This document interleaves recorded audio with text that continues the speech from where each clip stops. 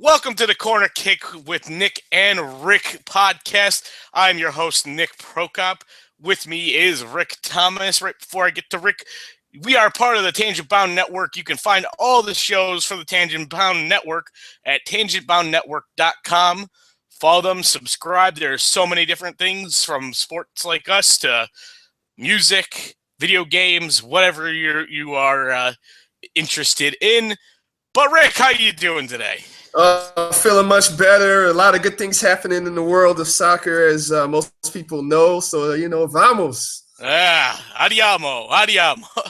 That's the only thing I know in Italian is let's go. Yeah.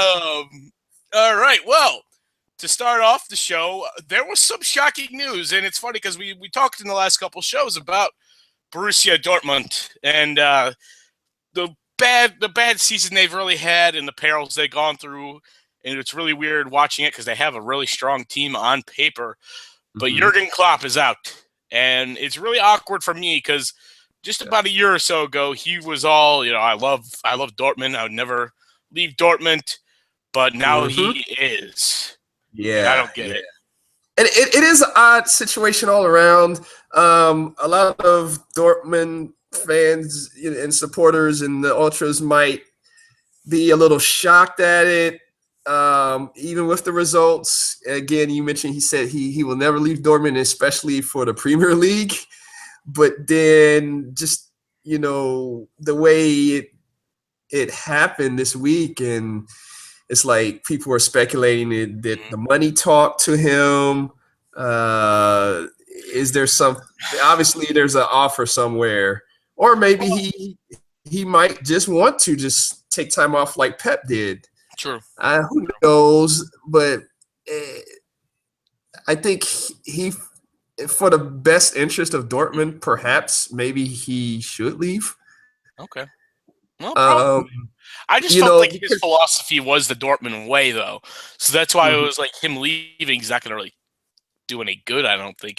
Just because he was so embedded in the way they did things, even on the youth side with because we knew that from watching all the American youth over there, like Junior Flores and Pulisic and all those guys that are over there. Right. But for me, the conspiracy theory side of this all, because I would love to see him down in Naples, Italy for Napoli, which would make my day so happy after seeing the dumpster fire that Rafa Benitez has done this year. But the conspiracy theory for me, you mentioned Pep and you mentioned and Premier League with Pellegrini, which we talked about last week, is likely out the door now after that really horrid Manchester derby we talked about on Tuesday. I would say my whole conspiracy theory is that Sheikh Mansour is going to throw a ton of cash at Pep Guardiola. Yeah, and then once Pep takes that job, Klopp would walk into the Munich job, and then Marco Reus and a couple other guys would come to Munich. That could be the case. I mean, some people have said that Klopp to City, but I'm not sure if the Sheiks would want that. They would want Pep based off of Pep's record. It speaks for itself. Yeah. Klopp to Munich, that would be very dirty. I know. That's why I was laughing. I was kind of like, well, that's why it's a true conspiracy theory, though. I mean, but going back to Klopp's time at Dortmund, he won the title in 2010, 2011, and 11 and 12. But ever since then, there was Champions League appearances, and they went to the final. But after that, the results have kind of been stagnation, and it led up to this type of season where their investments for Götze and Lewandowski's transfer money really haven't shown like they should have. I mean, Immobile, he's rumored to go back to Italy. Yeah. Adrian Ramos, Mkhitaryan, and Kagawa really haven't come back to form. Kagawa teams. and so, it's like those investments really haven't shown. And I think there's a case where they might want to just blow up the operation in some form or fashion They, and they invested started. in Japan, and look what happens. Yeah, yeah. So I don't know. And Oh, it's not like they're hurting for money because they signed a that's true. deal with what Deutsche Bank recently. Yeah. So uh, I don't know. It sounds like a paradigm shift might be I, happening. I I think the biggest issue is they really haven't. You mentioned invest well, but at the same time, I don't think they really scouted out well. Um, they didn't really scout who they should buy well. Yeah. One of the things that's always made Dortmund really good and strong over the years is they've scouted out younger up and coming talents Mm-hmm. or brought them through their own system like Götze and stuff like that. So to not have those younger talents come through and they're just kind of quick buying guys like you said, Ramos from Hertha Berlin, Immobile from Torino. They're just doing that really quick, even though Immobile is a little bit younger. It Mm-hmm. doesn't really help the process that they were built upon in the first place. Yeah, and then having to sell them to your nearest, your nearest rival, so to Exactly. speak, and not keeping the young talents that they buy or produce. You're probably going to get these results that you have Yep. because you can't Yep. keep continuity there. So, Well, and the other thing is one thing I've noticed, and this is not just Dortmund, all teams, it seems like whenever they sell their massive players, think Liverpool and Suarez and some other teams like that, when they sell them off, they usually try to turn that money around and invest it into younger, up and coming players. And you watch Ajax a lot, so you understand where I'm coming from this. When they sold Suarez in the first place, some of that money went to good developing players, but some of it went on guys that aren't good enough. right. And the issue is really the scouting network for a lot of these teams is just not good anymore, and there's such a dilution of talent in soccer now that it's so hard to find some of the gems at a young age now because everyone's just fantastic on YouTube highlights and things along those lines. So everyone looks good. But yeah, I would like to see Dortmund go back to that type of situation where they grew their own players and were strong because of that. But we'll see what happens with them in the future. I'm curious to see who they hire just because really when you think German managers, there's really not that many. That's one of the reasons why Yogi Löw has been the national team manager for so long since taking over for Clemson after the 2006 World Cup because I can't really think of many major German managers that I just want to knock down the door and sign. I don't know if that's an issue with the country or what's the deal, but outside of Klopp, who's really out there? Well, from what I'm seeing in Germany, they're talking about maybe Martin Schmidt from Mainz replacing him. That seems to be the pipeline, though, because that's where Klopp came from. Was Mainz. Right, well, yeah. Well, that's when I saw that headline there. I was like, that's ironic that he would head be scratcher. because that's where, like you say, that's where Klopp came from. But yeah, exactly. I mean, it would have to be somebody proven because easily. The last thing Dortmund want to do is go back to their days when they won the title back in the 90s and then they squandered their investments and pretty much were bankrupt. And I'm not saying they're going to get bankrupt again, but in terms of playing quality and coaching quality, that's the last thing that city and fan base will want to go through. So, it's one of those things where once you taste success, you want to you have a thirst for it and you hunger for it. And Lord knows they don't want to go beneath Bayern Munich any further in terms of their quality in the league. True. Well, let's move along, and we'll talk more about this when he probably gets hired somewhere else. Because I bet anybody by the end of the season will know where he's going, or at least early June, just because by the time the transfer window comes around, if he's going to manage again this coming year, he'll want to have himself moved into the office and ready by July 1st to get ready for that transfer window. But yeah, let's move on to doing some reviewing. We'll get to the U.S. men's national team versus Mexico very shortly. But let's stay in Europe and talk some Champions League action. Tuesday and Wednesday was some very, very interesting results. We'll go ahead and start with the one that's the easiest to talk about because it really did kind of was monotonous in the sense that it was a 0-0 draw between the Madrid teams. I'm a little shocked. I expected at least maybe one goal from each side, but I'm not surprised. Really, I'm really not.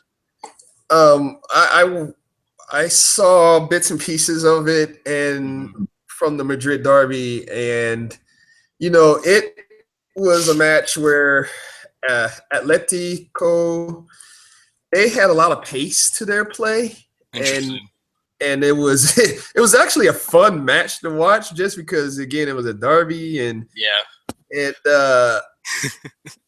was one of those things where Atletico's pace really didn't give Real Madrid a hard time, but you could tell they were up for the match. They weren't gonna be too complacent, but Real Madrid's class on the ball showed, especially in the second half, in terms of possession. The calm things down. They just couldn't put it in the back of the net for whatever reason. I think the main talking point from that match wasn't between the lines, but it was after the match where there was a lack of handshake from Simeone to, at the end of the match. Some people compared it to a Mourinho move. Other people say it was classless. I mean, I like Simeone, so I don't care. But I mean, to hold Real Madrid to 0-0 at home with this aggregate system in the away goals room. That's one thing I was thinking about. They held them to 0, which is nice, especially when they go back to the Bernabeu. They need to at least score one and either draw or something. It was interesting to me because when I was watching it, there was mostly people were talking about the Carvajal Mandzukic incident is what I guess you could call it with Mandzukic getting basically pumped in the face and getting a lot of blood and stuff.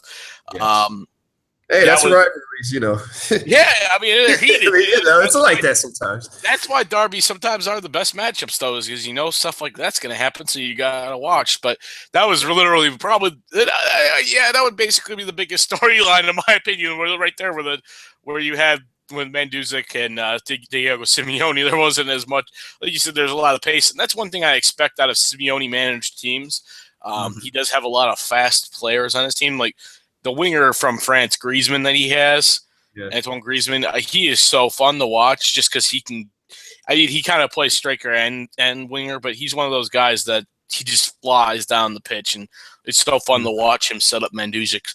But yeah, I was a little shocked. I felt Real could have gotten a goal at some point. But no, I'm happy for Atleti because this means they might be able to go through. And this is, I think, the 6th Madrid derby in like the whole year, from all the different playing from Champions League to the 2 La Liga matches to Copa del Rey. So and Atleti's had Real's number of late in these derby. Honestly, I wish they would have won last year in the final. That's just personal. That's just me personally, though. Right. On the same day, we actually had a goal in Juve versus Monaco, and that game was almost that was bound to become 0-0 in my opinion. If it wasn't for the penalty that Vidal got to score. But I mean, I had Juventus winning anyway. Me too. I would have expected a little more from Monaco, but they just didn't. They didn't do it. I mean, I was looking forward to see what João Moutinho would do for them, in particular. Of course, they tried to bring Berbatov in. He was a non-factor. Yeah. By that time, Juve were doing their thing on the ball. That's true. And so, Monaco, they have to play a smart defense at home and then also try to get some goals, because if Juve scores away, then that's pretty much a wrap. I mean, it's not really difficult to play in the Principality because it's not like they have a lot of fans or a huge ruckus crowd, really. So I don't think Juventus will have much of an issue with the crowd there. So they'll probably play really well in Monaco. So I think you're right when you said you had Juventus anyways. I think they're going to go through and make it to the semis and play whoever they have to play. But yesterday's matchups for Wednesday were just fantastic. Lots of goals. Let's go ahead and start with the one that was shocking. Which, by the way, for a first leg match is good to see instead of teams being too conservative. And, I agree. I think with Porto's case, they were playing at home. So I think they felt they needed to get a lot because once they go to Germany, it's going to be difficult. And honestly, Germany's, going back to Germany, Munich is not out of this by any shape or form. They still have a chance. And really, all they have to do is win 2-0 because if they tie on aggregate, they got the one goal in Portugal. So if they tie an aggregate, then they're through. So I'm sure they have that in the back of their minds, and I'm sure they're going to do something with it.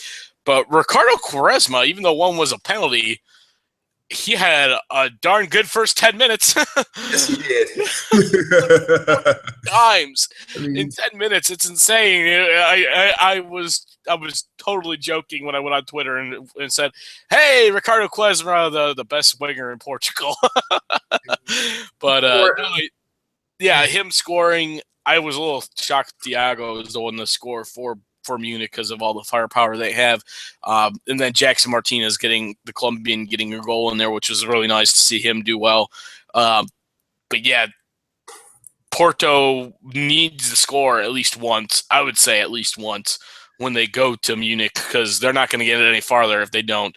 The way Munich plays is just fantastic to watch because it's it's technically like a 4-3-3 that Pep puts out there, but it's just insane because you see Mario Götze play kind of like a false nine type of scenario, and Lewandowski and Muller just kind of all flow at the top, those three. So it's fun to watch in that sense.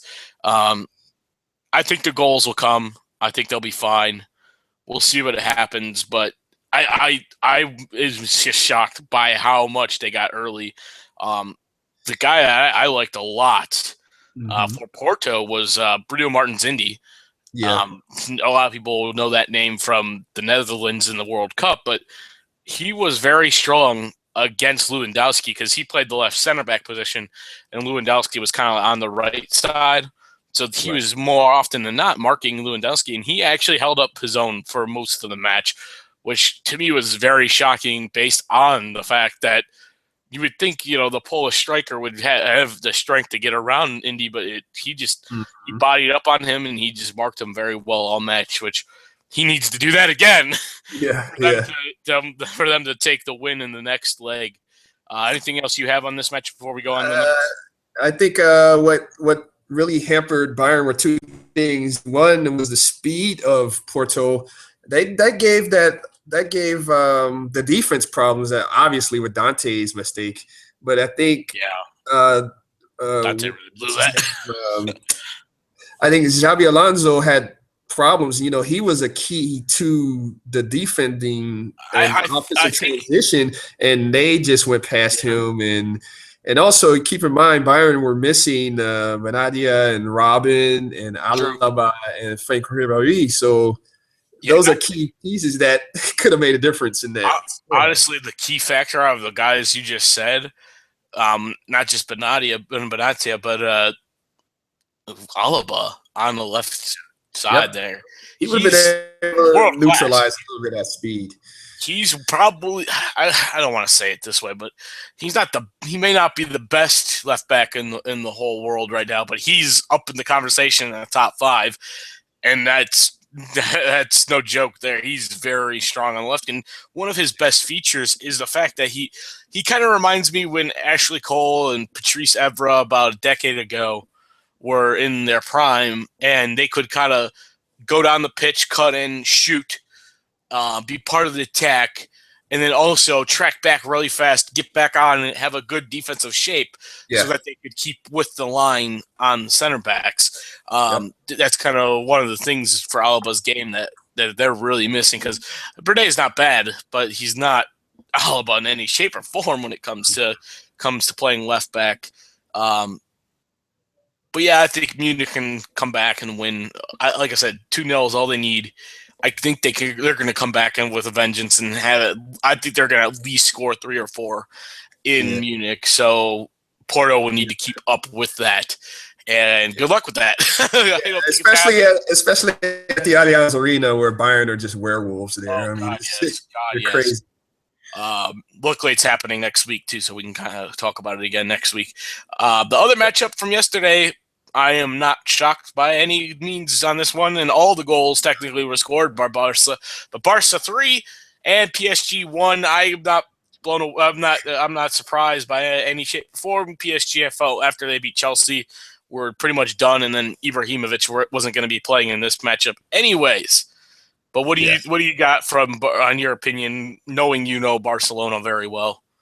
Well, yes. I was kind of nervous about the match, even with Ibrahimovic out, because PSG can be – they have pieces where they can, with Lavezzi and Cavani. And it actually showed in that first half, but Cavani squandered chances. And then, there was other chances in that first half that PSG could have made a statement with either shots on goal or better shots on goal. But again, like I say, Cavani squandered chances. Then Luis Silva went off injured. That was the key turning point, obviously, because of David Luiz. For a couple of reasons, a few reasons. And Luis Suarez made sure that Luis was part of a highlight reel. He just highlight reel and memes. Let's put it that way. And pardon the double entendre here, but Luis Suarez is one of the most dangerous strikers in the planet. No pun intended. It's true though. He is strong, and he's honestly worth his weight in gold right now for Barca, due to the fact that this coming summer and next January they won't be able to sign any new players. So that's one of the major deals they got done last year with Liverpool that I was impressed by, based on this fact, knowing that he was going to be able to push forward, get goals for them. And there's something with that attack. Messi's always been usually the focal point, but it's been nice for him to not – I don't want to say not be the focal point anymore, but with him on the right, Neymar on the left, and Suarez in the center, they've been just able to just slide around, and it's the MSN is kind of what I've been dubbing them, the Messi name, Messi Suarez Neymar, but the MSN though is I love watching it. I'm not even a Barca fan, but I love watching it. That's fantastic. That's what's up. But it also opens up channels for Iniesta and Rakitic to find, and those midfielders. Obviously they're gonna play their tiki-taki and pass it, which they clearly bossed this game against PSG. But it is insane when they're on their game, what kind of juggernaut they can put on that field. They had 61% possession. Wow. Well, and you just mentioned Rakitic. He's been so key to their midfield all year. He's been. Yeah, I don't know if anybody. Well, if they remember watching last year with Angel Di Maria and the Real Madrid midfield, kind of as that boss with Modric, those two linked up very well. And now as the midfield with him and with Rakitic, Busquets, and Iniesta, those three have been really good at communicating where they're going to be in the flow and getting the triangle set up for the passing. I really like Rakitic's game. I've never really been a fan of him before, but by watching him at Barca, he's earned a lot of respect from me just based on the way he controls the midfield, sets up everybody else, gets the ball to where it needs to be. It's not just, hey, we're just going to pass from Rakitic to Messi. That's one of the reasons why I kind of make fun of Chelsea's offense a lot, because it's get the ball to Cesc, and Cesc gets the ball to Costa, which obviously he can't right now because he's injured. But we'll get to that later on when we talk a little bit of Chelsea.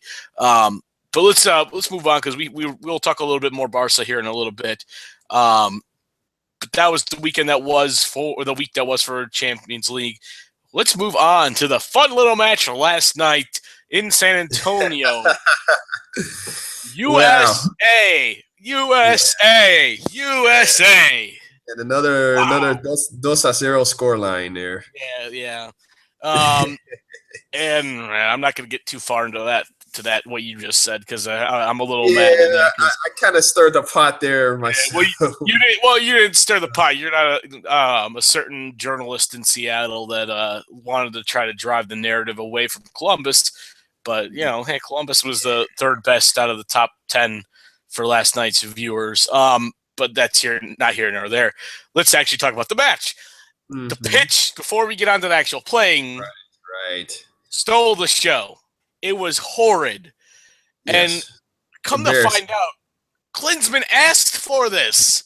He wanted it to be natural grass, not the Alamo turf. So I get that. I understand.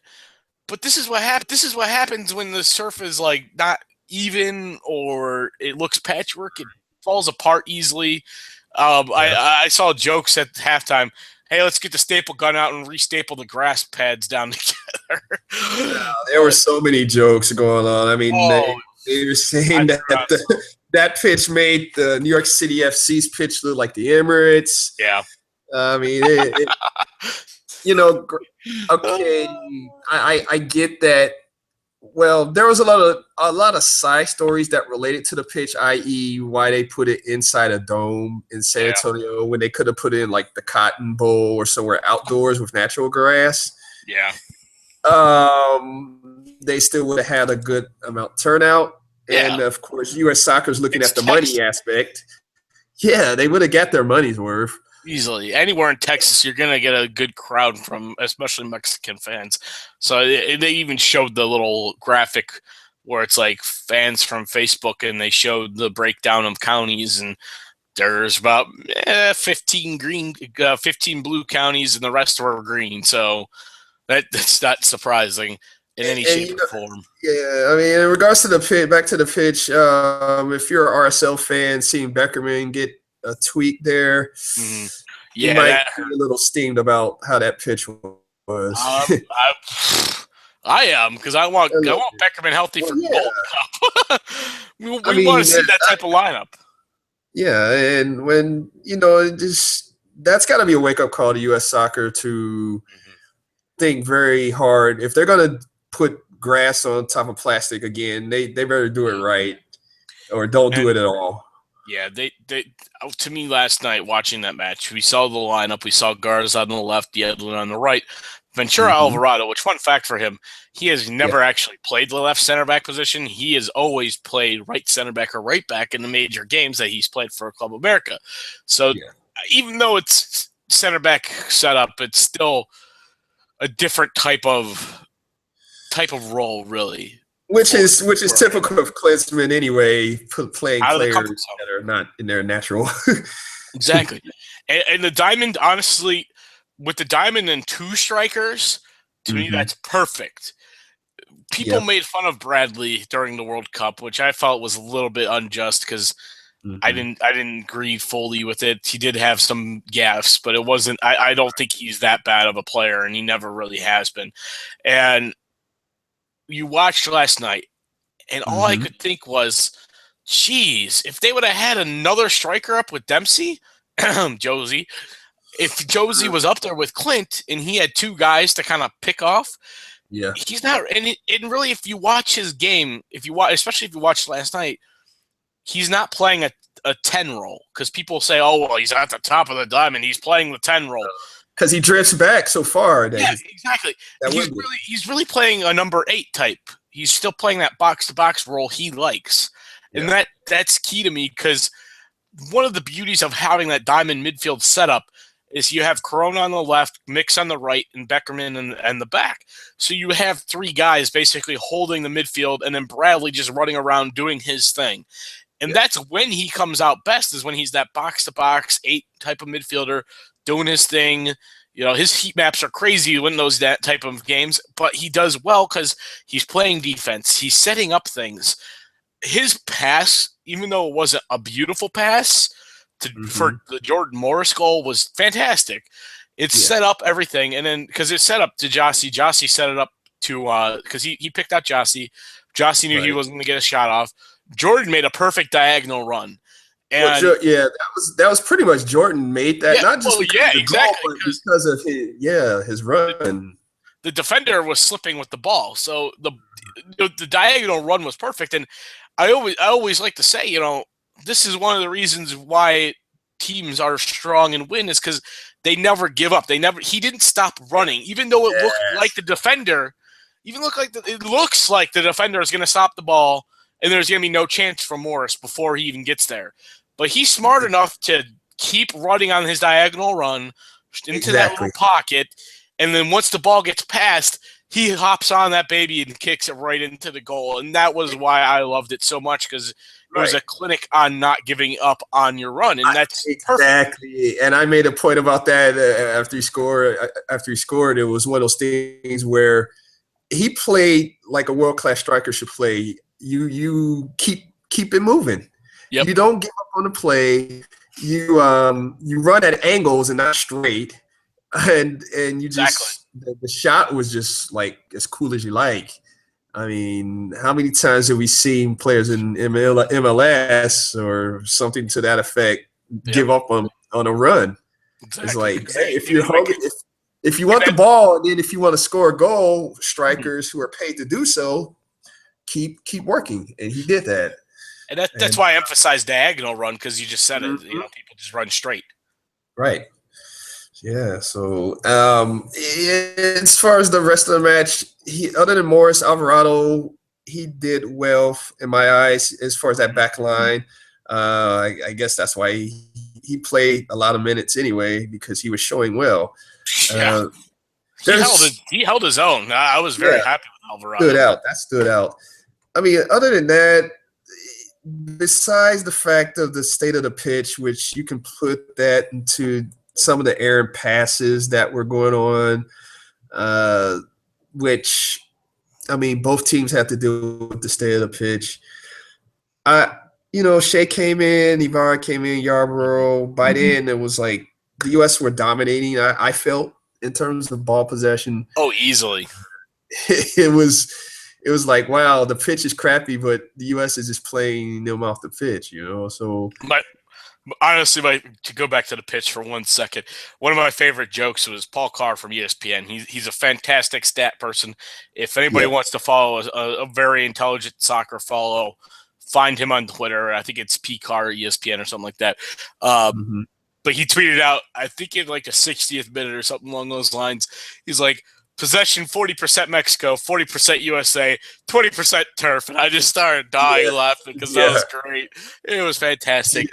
Before we move on to everything else, one other thing is obviously the other goal, which was fantastic. And actually, I have a lot of praise for John Strong, the guy that was calling it for Fox Sports 1. Oh, yeah. It was so funny because, he wanted to say, goal and go into the whole goal thing. But instead of doing that, he held on to the O of Aguadillo, and it was just fantastic. That's improvisation at its best, honestly. And to me, that's when you get those special calls on a goal, is when you improvise and like that, instead of just doing a long goal chance. He just went straight into Aguadillo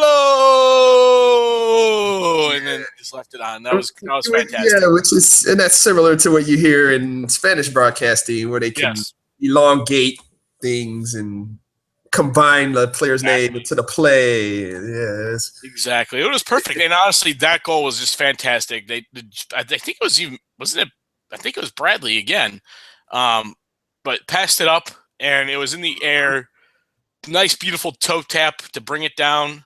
Yeah, and just still control it too. That was key because right. by controlling it like that, that was I think one of the biggest reasons why the defender slips. Because Yes. obviously the reason why he gets the goal off is because of the slip by the defender. Because he was marking him fairly well, Yeah, but then when he tried, once Aguadillo did the spin around, he tried to keep up, and it just slides right onto that really bad turf on the really bad grass there. So I think that was smart because Aguadillo was able to turn around, keep the ball at his feet, and then just launch it when he found a lane, which was just perfect timing. Because another second too late, there's probably somebody standing in front of it, or the goalkeeper's reacting. So to me, that was just a perfect golazo based on his ability to hold on to the ball after tipping it down to himself and then knocking it in. And he's a guy that really he needed that goal. Oh yes, he is. Just for his own confidence. I mean, it's early in the league, and he's got a 1 goal in the league so far in MLS. Not played every game either. I think there's a lot expected of him since coming back. I'm not saying to maybe lead the league in goals, but I mean, he's getting a call up for a reason. We'll see what comes of it after last night and going back as he goes back to New England. But for his own personal sake, that could only do confidence boosters for him. Yeah, exactly. As a striker, especially. It's crazy to think because we talk about Jordan Morris doing with the guy that's scoring the first goal and still being in college and only being 20. Yeah. But Aguadillo's only 22. Right. We always seem to tend to forget when these guys come in at a younger age how old they really are, because it's like, well, we've seen Josie since 2008, but he's only 25. Yeah. He was 17 or 18 when he was scoring goals in 2008. Mind you, in Houston, so versus Mexico in Texas and all that. But no, yeah, that's the thing. Some of these guys are still really young, so they got a lot of careers still ahead of them. So I'm hoping Aguadillo, after getting that goal, his confidence stays strong. He plays well for the Rebs. It's only, he's going to be one of those guys I think that will be originally on the fringe for the Gold Cup roster, but then make the Gold Cup roster. I really think he's probably not going to start, but I think if you're going to have a couple strikers off the bench that are younger, that are hungry, I would like to see it as Aguadillo and Zardes, just based on the fact that they both are showing themselves fairly well in MLS, and Aguadillo, if he can keep up this after having this nice confidence goal, I think he'll be fine. Yeah. But yeah, other than that, let's move along and get on to the Gold Cup and some of the friendlies we have in June. I think I'd like to say Czech Republic and Germany, but I think the other one's not in Germany. Yeah, they've got a couple over in Europe. I saw that who they played. Actually, now that I think about it, I think it's at Czech Republic and then at the Netherlands, if I remember correctly. So obviously, European player. Oh yeah. It's in June. Everyone should be done by then, so we should have. Yeah, that's true. We should have our A squad for those, and I think that's kind of what his thought was: is a couple of strong matches against really strong teams to basically set himself up for the Gold Cup, and we'll move on to that. But one last thought I have for Mexico, at least. It was really intriguing because we mentioned this on the preview on Tuesday. It seemed like they were going to have more of a B-ish, kind of C-ish squad anyways, because they're having 2 tournaments this summer in the Copa America in June and then the Gold Cup in July, like the USA. So I wasn't shocked to see that there were a lot of lesser-known names. Kubo had a couple chances here and there. I'm shocked he didn't get a chance to get them through. There was one to the Herrera kid that I couldn't believe he didn't score at all because it was just a beautiful ball through by Montez, and he had a nice angle. He just shot it wide to the left, and when I say wide, he was right in front of the goal, and it went wide left. So, yeah, I remember that one. Yeah, I couldn't believe it. I was shocked. I was just like, wow, that kid really screwed up that one. I never thought they were going to do well in a Copa America anyways, because if USA is going to pound the squad with their kind of B team, then the Gosh. B teams from Chile, Colombia, Brazil, oh, they're done. Oh They're my. done. They Yeah. are done. Yeah, when they talk about players that are going to get experience, they're going to get experience. But for their sake, Experience of fire. as a fan of El Tri, you hope it doesn't like scar them or something. Yeah. Like, wow, we get shamed. All right. Well, that was our review part of the show. We'll move on to our preview because we have a bunch of matchups this weekend that are very interesting. We'll start off here in the United States and start off with MLS matchups. Our East matchup of the week hits a little home for us, at least. Columbus Crew at home versus Orlando City SC. All right. So, what are your initial thoughts, Rick? What are you expecting out of this? Well, I mean, as a supporter of Columbus, the obvious answer. But as a neutral, if I were neutral, I would be neutral answer. If I were neutral, I mean, you obviously want to see what Kaká versus Higuain, what that's a matchup. Not going against each other, but we want to see what those two are gonna do when they touch the ball. The Argentine and the Brazilian playmakers that really dictate the flow of both offenses. So that's one of the keys for me. And actually, you mentioned Kaká. The guy that's going to be really intriguing to watch on the Crew back line is Pogatetz. Mm-hmm. What is he going to do when it comes to Kaká's attack? It'll be interesting to see if Kaká is central or if he's more on the left, because they usually use him central, but this last matchup against Portland, they moved him more out wide to the left to kind of have him match up with Breck Shea. But I don't know if Shea's even going to play on Saturday. We'll see, because of his playing on Wednesday. That could be a key to that. Tends to not happen. They tend to not play after playing in a midweek game for an international like that. But Shea didn't play that many minutes. How many minutes did he play? It was close to 20-ish. It was 20-ish, somewhere in that range, I believe. So it's not too bad. It's not too bad, but it'll be intriguing to see actually how, if he does play, how rested he will be and ready to go. And if he is ready to go, if they, like I said, they'll do that kind of link up with Kaká and on the left side again. The guy to watch out for me is if Molino Kevin Molino, one of their, I guess you call him a winger type position, because the way they play is so flowing that Molino ends up sometimes at the top. So even though he's not a striker, he's often right at the top of the box waiting for a shot. But yeah, Kevin Molino is definitely a guy I would watch out for. USL Player of the Year last year, scored a lot of goals for them in USL. He hasn't really started off strong. Actually, a lot of those guys that were good for them last year, or Rivas and Roches, that were higher priced guys, have not really paid off just yet on the front area. And their number one draft pick overall, Kyle Larin, might even get the start, because especially since he got the goal in Portland. The Chester. Yeah, I call it, instead of a header, it's a Chester. Honestly, Kyle Larin, he got a little knocked in the first couple games that he played, because his first game he wasn't even expected to play, but I believe it was Pedro Ribeiro went down with a really bad injury, and they needed to bring someone in, which I didn't understand why they were playing Pedro Ribeiro at striker anyways, because he's an attacking midfielder. But yeah, just having a guy like Molino playing well for Orlando City will help. If Kyle Larin can get, he's honestly, the one thing for Larin, he's definitely benefited, kind of like what I mentioned in former podcasts with Thierry Henry.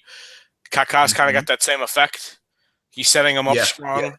So if he can get into different spaces for the service, then Larin will be wide open for many goals, I think. It'll be interesting to see what will happen defensively for the Crew. And Grana Francis should be back. Well, Waylon Francis said that they said Waylon was doing better and actually practicing. So I think Trapp will be back. I'm not sure about Francis totally. I know that they want to try to get Chris Clutie more time. He hasn't Yeah. really impressed me yet. I don't know if it's just adjusting to this system, or Right. if it's just that he's not going to ever get back to the 2013 form he had. Um, if we could get Francis back and have Grana and Francis, that'd be fantastic. Yeah. That's one thing that the Crew really need in the back. Crew SC needs in the back, just based on the fact that the way Perhalter plays is so predicated on the wing on the wing from the fullbacks. So you need the fullbacks pushing forward for guys like Ethan Finley and Justin Meram to kind of come central to help out the striker and get more bodies in the box for a goal. I really want to see Ethan Finley finally score one. He's had a few chances. Yeah, he made some good runs. He made great runs. Oh my! There's been some very very beautiful chances that he's had that just have not gone in, and it's been very disappointing in that sense. So I want to see him score. I have a very bad feeling about this because Orlando City has a really good away record so far. They have not lost on the road. And actually, the way that Columbus' defense can play, it kind of, especially centrally, it's like, oh man. Well, it'll be. And Orlando City's defense, I mean, they've got Colin back there, but other than that, Sepp Hines has really been the stronger defender, though. He's really stopped most of the. He thwarted Darlington Nagby mostly every single time that he came back there and used his pace on him, and Hines still was able to stay strong and stand in front of him or mark him fairly well. So we'll see what actually happens with that matchup. I know you want the Crew to win. I'm going to say draw, though. I really think it's going to be a draw. I think we're going to see like 2-2 or something along those lines. I think both teams will get a couple goals in. Like I said, I really want to see Ethan Finley score, and I think J9 Justin Meram will score the other one. Yeah. Kyle Laren and Molino will be the goal scorers, I think, for Orlando City if we're going to go 2-2. Anything else you got for that one, Rick? No, other than that, hopefully there'll be a good turnout. Yes. The Kaká effect, if you will. That could help. Because it's interesting seeing these new signings. Until Lampard and Gerard head over, you would think Kaká would. Well, during the Galaxy era, I went to about 3 or 4 matchups down there, and with the whole Beckham era, and it always seemed to pack when you had a big name like that. Right. So I'm sure we're going to be seeing a lot of either Brazil fans or fans of big names type. They're not my favorite type of fans, but hey, we'll he doesn't care if they see dollar signs on jerseys there and whatever. You'll see a lot of yellow 10 jerseys, that's for sure. Madrid jerseys. Oh my goodness. Probably even see some AC Milan and Real Madrid jerseys too while we're at it. Yeah. He'll bring out the fans, but I just want to see a really good matchup. Going on to the west side of things, we're going to look at RSL and Vancouver Whitecaps. I like this matchup a lot for the West. It's definitely going to be an intriguing one because both teams are in the playoffs right now, and I think they'll be in the playoff hunt at the end. We also like we said when we reviewed their SKC matchup, they've been I wouldn't say struggling with the 4-3-3, but they have been adjusting, and I think they'll finally hopefully get it this time. They really need to because it's Morales versus Morales, and Javier Morales really needs to set up the goals and get some strong play up front from them. I think actually those are going to be the 2 key factors. A lot of people have been talking about Octavio Rivero for the Whitecaps and Kakuta Mane. But for me, watching RSL's defense, and it'll be intriguing with Beckerman if he's not playing, which I doubt he will be now after the injury. No. I'm expecting a couple, maybe 3 goals for the Whitecaps on this matchup. I honestly, because this is going to be when it comes down to the end of the year, this will definitely be a matchup that RSL will probably look at and be like, we needed that for some points for the playoffs. But I think the Whitecaps will get all 3. And I think we're going to see at least a goal from Rivero, at least a goal from Morales, and I think we're going to see at least a goal from Mane. So I think we're at least going to see 3-0 for the Whitecaps. is something's got to give in terms of Vancouver and Salt Lake because they never won there. So this would be a good opportunity to do that, especially with Beckerman probably not going to be Yep. in the lineup. However, our RSL is undefeated at home. They're Exactly. tough there. They've always been traditionally tough at home. Well, and that's kind of why I'm keying in on Morales versus Morales, because I think Salt Lake will still score something, but at the same time, with no Beckerman, I think that Whitecaps will score a lot. Yeah, that gives. I can see Vancouver is getting a result there, especially. I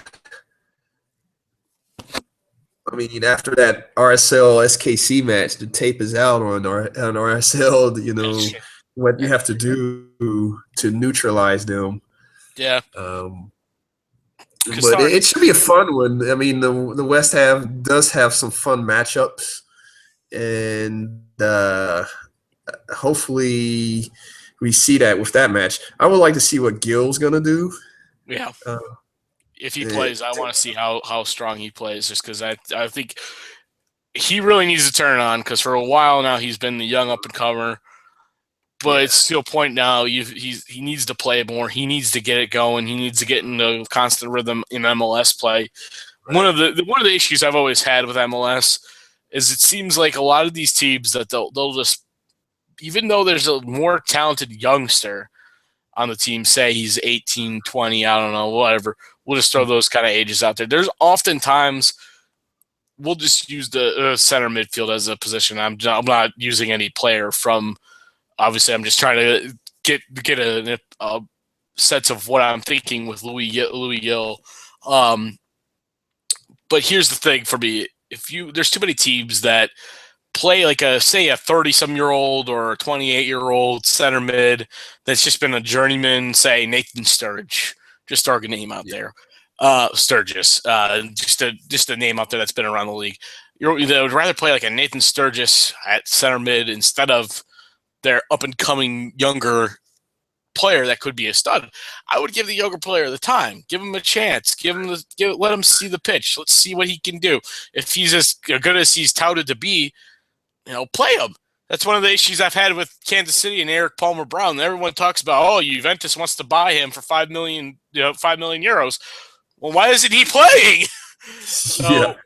Play the guys. That's one of the reasons why, honestly, I feel like MLS is behind compared to other leagues, is they don't play their younger talent when they have them, because otherwise, how are they going to grow? I get in center back position because he was a senior player at the age of 15. You kind of need to grow into an adult body. But at the same time, there's plenty of these guys like Gil that have been around since 16, 17 that haven't got enough playing time, in my opinion, that need to play more. On the flip side, you got, Jordan Allen's played all 5. He's played 5 games for RSL. True. But yeah, Gil, Villarreal is another name that comes to my mind. This season, last season. And he's been on that roster for a while, though. That's kind of my point. It's just it seems like we're a little too slow. But then again, the position he's playing right now is held by Landon Donovan, and that's no slouch. Right. My point is, when you have like a journeyman type of guy, like a Danny Palladini type of guy that's playing in the midfield that has just floated from MLS team to MLS team, guys like that have never really amounted to anything, that are starting or playing a significant time when you have youngsters. The one nice thing, like to kind of give an example for us, we have a youngster like Ben Swanson who looks good, but he plays in the same position as Trapp, Saeed, and Chani. You have 3 good, strong starters. Why are you going to play him? He's never going to really play except for maybe in Open Cup play. Which is why you should have a USL 2 team, but that's just another topic. That's another conversation for another day. Like another guy too, like I'm going to give another good example, is Romain Gall. When he's fully healthy, he's not going to see a lot of time because he kind of plays at the same position as Higuain. So we'll see what happens with these younger players coming through the ranks. But let's head on out back to Europe again. Get on some of the weekend matchups. We are not going to head to Germany this week, but we will be heading to Spain, and we'll head to Barcelona versus Valencia. The really interesting matchup, looking at it for Barcelona, who still has a strong presence at the top of the table at 75, 2 points above Real Madrid. This is kind of the grinded out period. You're at the end of the La Liga season. You have the fourth best team in the league at 65 points, 10 points behind you, that is trying to secure that Champions League spot. Valencia's always played Barca strong too. When you look at their history, intriguing. Before I let you get into your piece on this game, the most intriguing part of this for me is Jeremy Matthew, the center back for Barca, because he's played for a good portion of his adult career in Valencia. So it'll be interesting to see how he plays against them and how because they might know how to attack him if he plays, because he obviously came off the bench midweek, but that might be based on the fact that he's going to start against Valencia.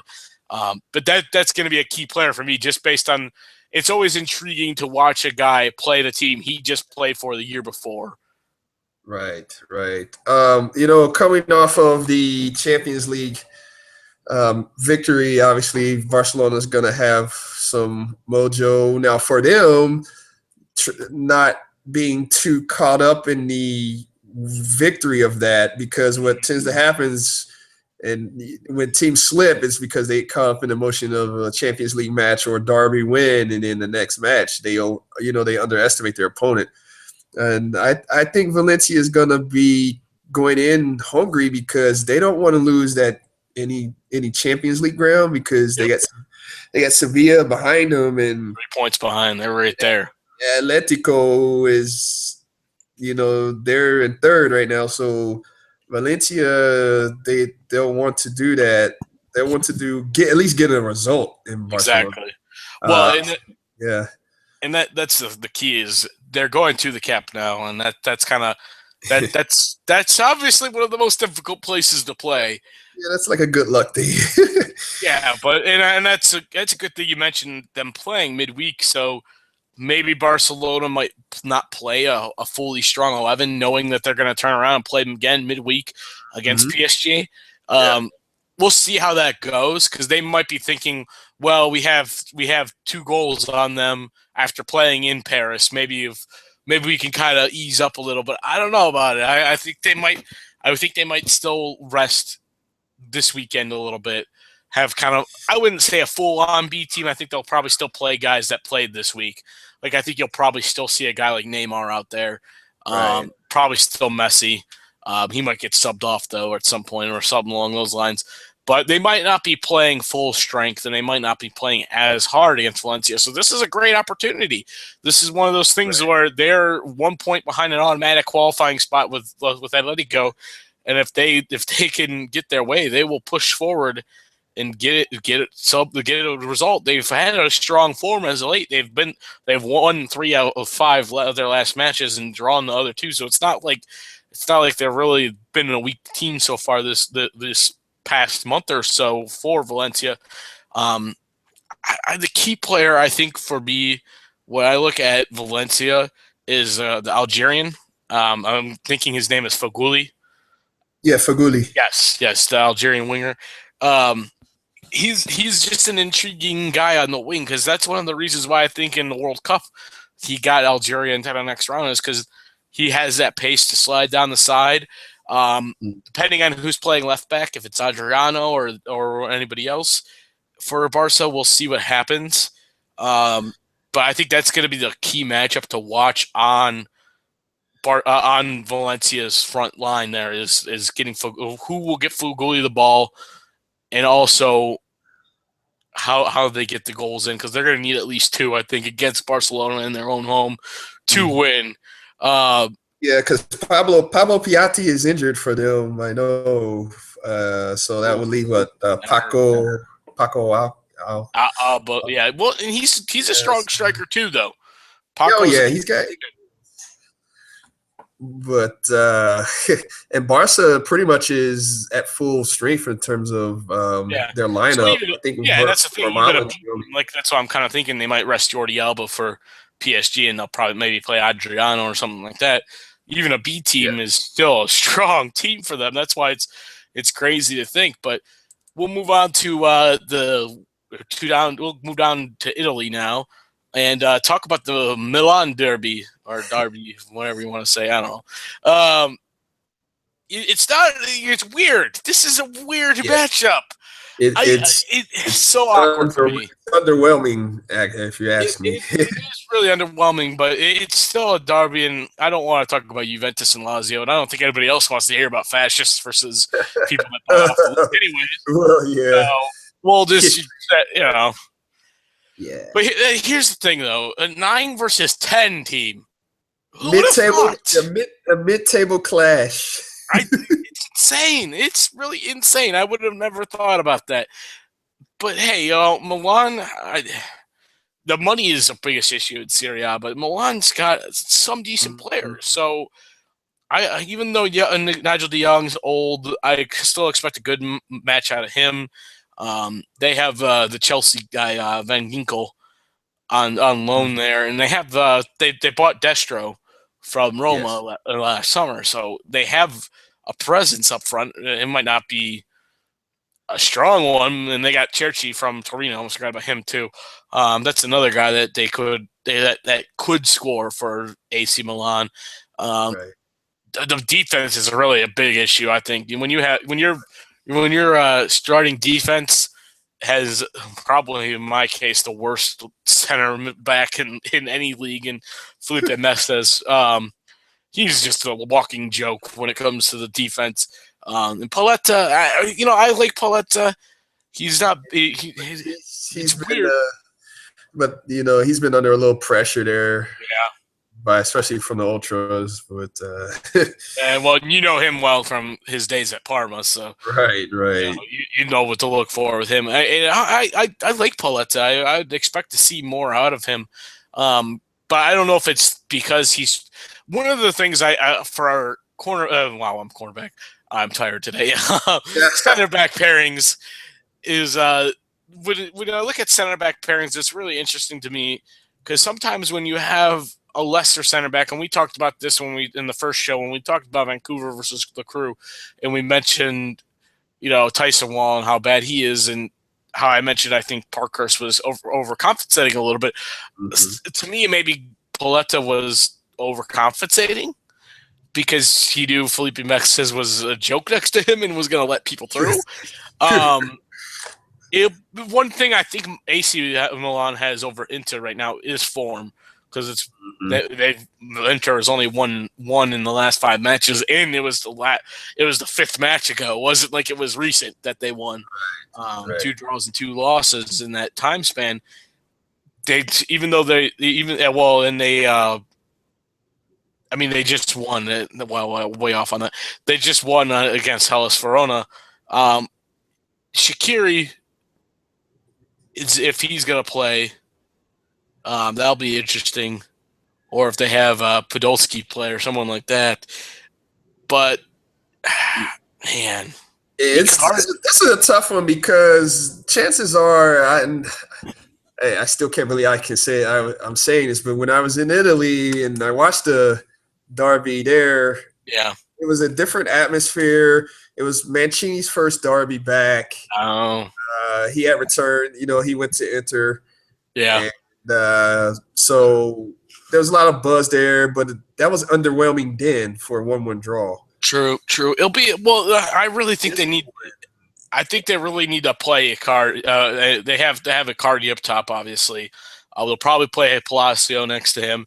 But I really think they need to get Shaqiri out there just to provide something, give it a little pace, and really push that back line of AC Milan and get Inter up attacking more often. They seem to play other Mancini. They play more. It's I guess a compact game, because they play more. Yeah, he does. He likes to play up the middle and then let the wingers come out. Because he plays a lot. It seems like he plays a lot of center mids, and then just kind of like the wing back, the backs kind of come up, and I don't know if I like that much. Because you would think you let Shaqiri keep spread the field a bit. Exactly. Have something like that happen with Shaqiri, and we'll see what actually happens if who plays when it comes to Saturday. Nagatomo is another guy that's been sitting on the bench. I'm a little shocked by that. I would like to see him play. I think if they're going to play more compact, if you're going to maybe play Nagatomo as more of a left back, that would be, even though he's kind of, his natural game is more of a left mid, but he kind of plays more of a left back position for the national team in Japan. But if you're going to play Nagatomo, I think that would be a stronger setup. Especially if you're going to use Shaqiri's pace up front, you got to have a guy that's going to be able to keep up on the wing if you're going to play more compact. Yeah.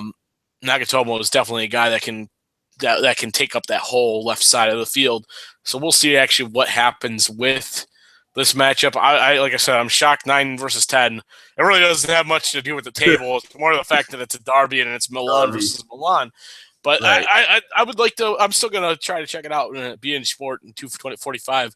But it's one of those things that I want these two teams to get back to their. I wouldn't say former glory, but get back into the running of things. It's so weird when you look at the Italian table right now. I just don't. You don't expect Lazio to be second in the league. Don't out of nowhere they just exactly. I mean, you expect 3 through 5 who are Roma, Napoli, and Fiorentina to be pushing. You expect those teams to be up there just because those teams are historically that next tier right behind the Milans and Juve that will push for those top spots. But it's weird to see teams like Genoa and Sampdoria and Torino ahead of the 2 Milan teams. So I'm praying, Mancini coming back, he'll turn it around next year for Inter. Well, AC, I mean, this could be a swan song for Inzaghi because I don't know. We'll see. Gone after this season, but who do you think AC can bring in though? Well, the talk has been done. Donny for obviously keep it in house, so to speak, because he played for he's a legend there, obviously. But I don't know if Capello would come back. Well, I don't know about Fabio Capello, but hey, he might. I don't even know. Where's he at now anyways? He's still with Russia? Russia, yeah. But they're giving him hell up there. I'm not surprised. It's Fabio Capello. All right. Well, moving on over to England, we're going to talk about a couple of different things in England before we close out the show. This weekend brings back the FA Cup semifinal round. This is normally a fun tournament to watch, and it's one of my favorites because it's an old tournament. It's really old. It's one of the best tournaments in England. Obviously, Premier League gets all the money and all the attention, but the FA Cup still deserves some attention just because it's such a classic matchup for every team, because you have teams like Reading in the semifinals that are in the championship, and you don't see that often. You don't see a team that plays that well from the championship to get this far. The matchups I just mentioned, Reading is playing Arsenal on Saturday, and then on Sunday you have Aston Villa versus Liverpool. And even though all 4 teams will be playing at Wembley, I have a feeling the 2 bigger teams will have bigger crowds at Wembley. Well, yes. Yeah, so, I mean, even if you brought all of Reading down to Wembley, I don't think it's going to matter.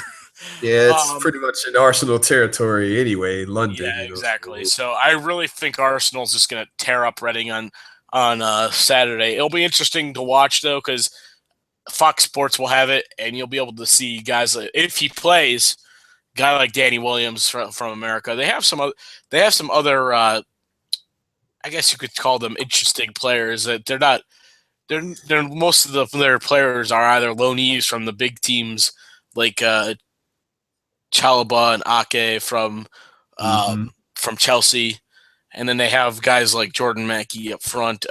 They even the most intriguing name I think on their whole line of names is they have the former Everton Progrevniak.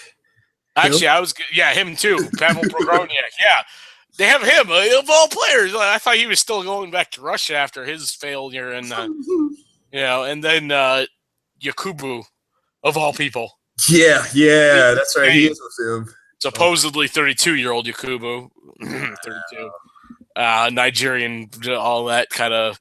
He was 32 20 years ago thing, but hey, I think Arsenal will take care of this one. I think it's going to be a lot of goals. We'll see probably Alexis score 1. I think Ozil will probably score 1. we'll see a bunch of people scoring goals, I think, for Arsenal. So I think it's going to be like a 4-0 affair. And I feel bad for Reading. But, hey, they made it this far. What do you think? I mean, yeah, they even have Anton Ferdinand back there for Reading. Wow. There's a name. Yeah, it's like the who's who. But, yeah, I mean, it'll be another Arsenal Wenger embarrassment if they don't win that match. But they're one of the probably in all of club football right now, Arsenal's form. So true, and they want to keep the momentum going with that as it relates to their form in the league also. But this is the FA Cup, so anytime you can get a trophy. And Arsene Wenger knows that he could use a trophy right about now in his career. Really use a trophy. It's funny you say that. I think it's funny. We always talk about Arsene Wenger. Oh, well, he's on the hot seat now because he's always in 4th place. And right now he's in 2nd place in the league and could win the FA Cup. So if he can do both, if he can finish both, I think his seat will be pretty not hot anymore. So we'll see what happens with that one on Saturday. Aston Villa, Liverpool. This is an intriguing one for me. This is an intriguing one. The reason why I say that is because in the league form, both are kind of And Sherwood, though, even though they're coming off a win versus Tottenham, Sherwood's tactics have been they're interesting because they're very basic is the best way of putting it. They're not like anything new to any team or anything along those lines. But yeah, I think they have a shot. It depends on Benteke and the other guys up front. If Fabian Delph can provide from the midfield and maybe a Bangalore gets a goal too. I just think Liverpool will come into this strong and organized. Yeah. Though they've been in somewhat disarray this during the last month in the Premier League, I really think Liverpool will come in more organized, based fully on the fact that I think Rodgers thinks, okay, I need to come in and win this FA Cup after how, I don't want to say badly, but how the poor form has really knocked them out of the Champions League spots, and that's really hurt his I guess the love affair, the honeymoon's kind of over with Liverpool and Rodgers, so he needs something to kind of buy the fans back. Yeah, because they're barely hanging on to that Europa spot. Exactly. Well, and that's so true right now in Premier League play. So I really think Liverpool will come in, like I said, organized, and I think Rodgers will get the win. Who you think are going to actually come out on this? And because of Liverpool's defense, I say they're going to. Okay.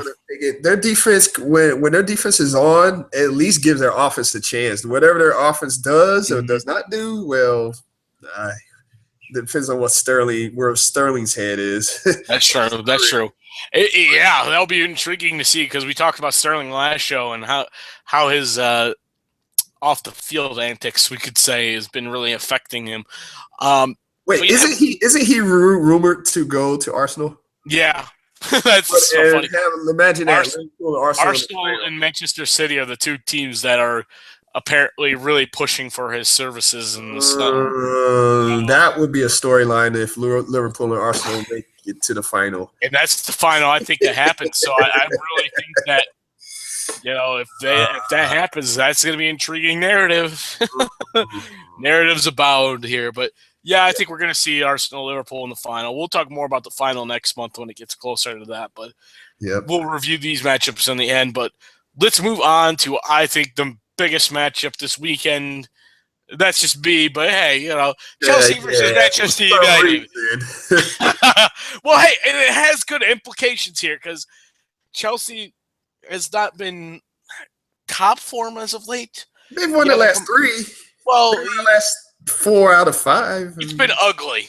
Let's put that. Hey, 3 points are 3 points, man. Yeah, I agree. It's 3 points are 3 points. It's just been ugly for them, and they're coming into a strong stretch, especially with Arsenal and Manchester United. So they're playing 2 and 3. Mm-hmm. We talk about momentum, and we talked about going into the Manchester derby. I'm not sure how I feel about this matchup, really. The only reason why is because even though it's in Stamford Bridge, United usually has played well in Stamford Bridge. Mm-hmm. I mean, they don't. It's not like they win a lot there or anything, but they normally play well enough there. But since it's at the Bridge, I think Chelsea's going to win.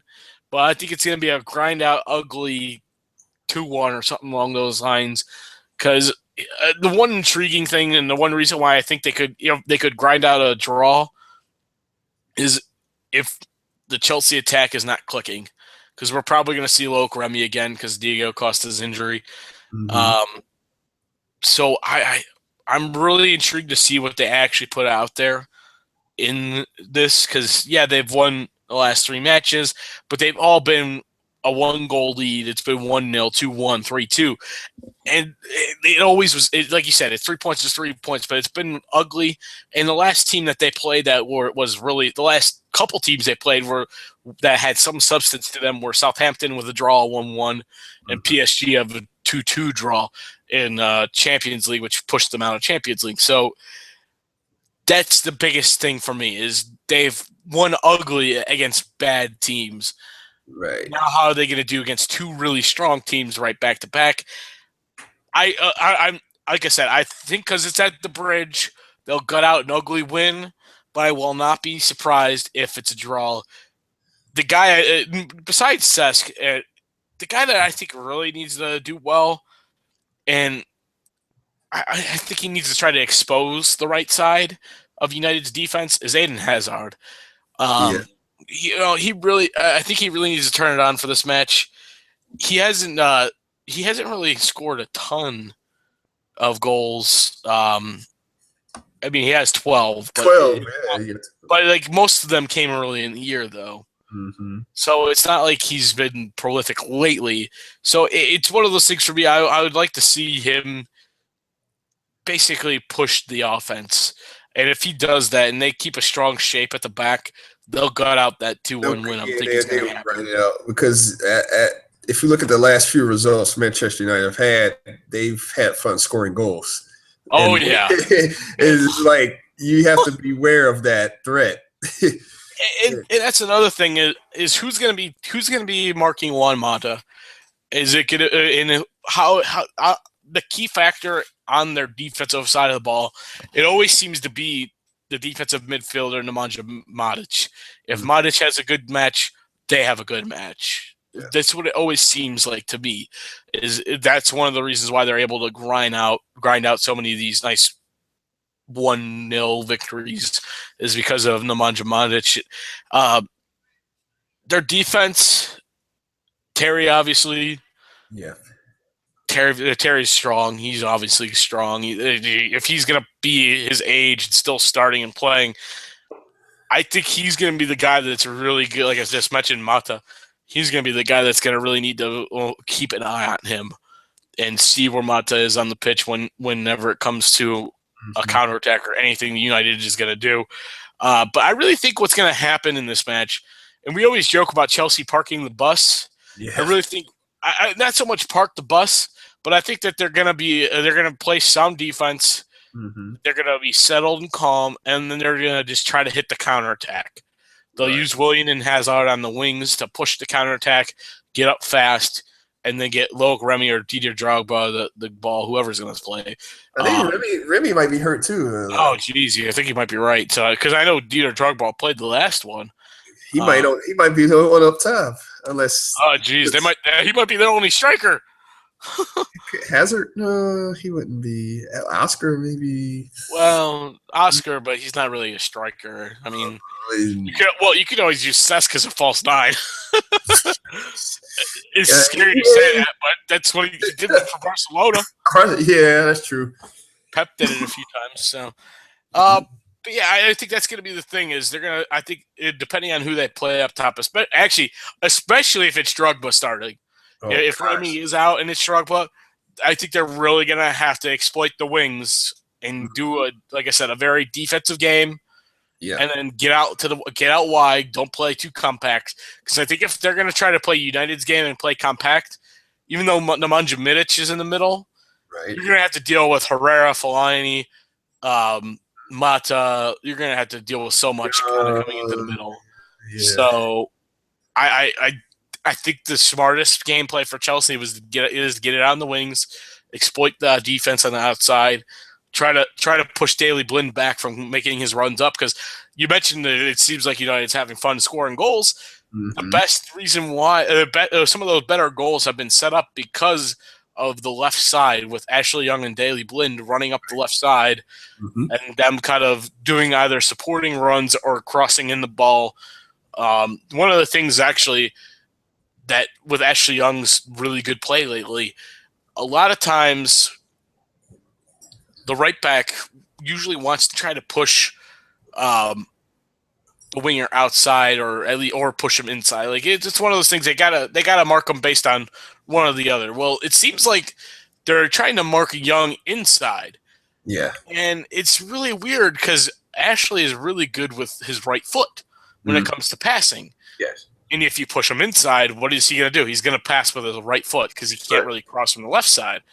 So if he's going to come in from the left side and not be able to use his left foot, he's going to just cross it up with his right foot. And he's been fantastic with that.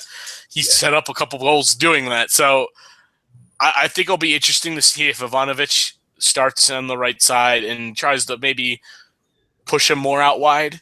Because I think if he's going to push him more out wide, it's going to keep Blind from making a run to support him, and it'll kind of keep less bodies in the inside. Yeah, at least less options. Yeah. Exactly.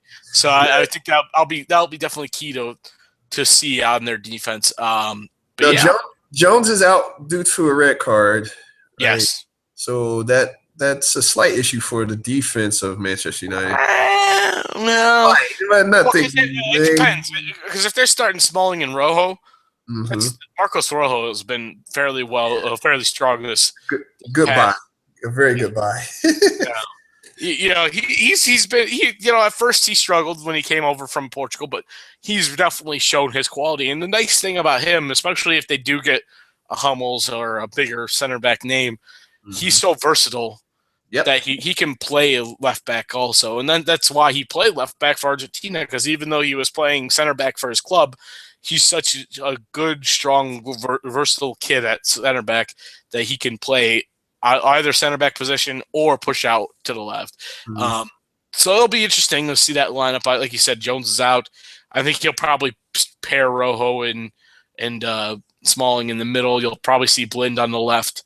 You'll probably see Valencia on the right, which honestly, even though Valencia is a natural midfielder, it's been really intriguing to see him as a right back, because when they do make those offensive counterattacks, he's making really quality runs because he is a midfielder, so he knows where to find the holes, which has been really good for the attack. And he has so much pace that it's just lightning quick on the outside. All that midfield has pace with, especially Di Maria. And he's not even playing. Yeah. That's the mind of Van Gaal. True. Yeah, and it'll be interesting to see what he trots out there. Like I said, I think it's going to be 2-1 grind out game. Chelsea likely with the win, but I think that there could be a draw here. I think there could be a draw based on the striker situation for Chelsea. I just give them an advantage because it's at the Bridge and because I think it's going to be a grind-out defensive slugfest. There's a lot of pressure. You think there's pressure on Chelsea? I mean, they've had games at the Bridge where it's like, a lot of pressure, and they neutralize that crowd. The crowd gets antsy, and it's like, oh. Who do you? I know you're not going to make it an actual results pick. Do you think it's going to be more of a draw too with the grind-out play? I actually see one of the teams winning it. Really? Can't. I mean, it wouldn't surprise me. Oh, okay. There's a lot of pressure, and that's kind of why I think that if someone wins it, it could be Chelsea, just because if they're going to play the grind out game, I think they'll last longer on the grinding of the defense. But we'll see what happens. That game's on Saturday afternoon at 12:30 on I think it's NBC, as said. But that's it for this week. For this week from us. Yes. We'll be back on Tuesday. As I said, we are a part of the Tangent Bound Network. Check out all their stuff at tangentboundnetwork.com. a lot of different fun shows for people. I noticed a couple of movie podcasts I'm going to check out. I'm actually checking out the Tangent Bound Network podcast themselves because they talk a lot about Comic-Con and things along those lines. Yes. For nerds like me. Speaking of nerds, I definitely want to go back and watch that Star Wars trailer about 5 more times tonight. I heard. Yeah, I think I personally might watch that Avengers one. Oh yeah. I saw that one. All right. Or Rick Thomas. I'm Nick Prokop. Thank you for listening to the Corner Kick with Nick and Rick podcast. Till we meet again. Invest in the game all week and all weekend.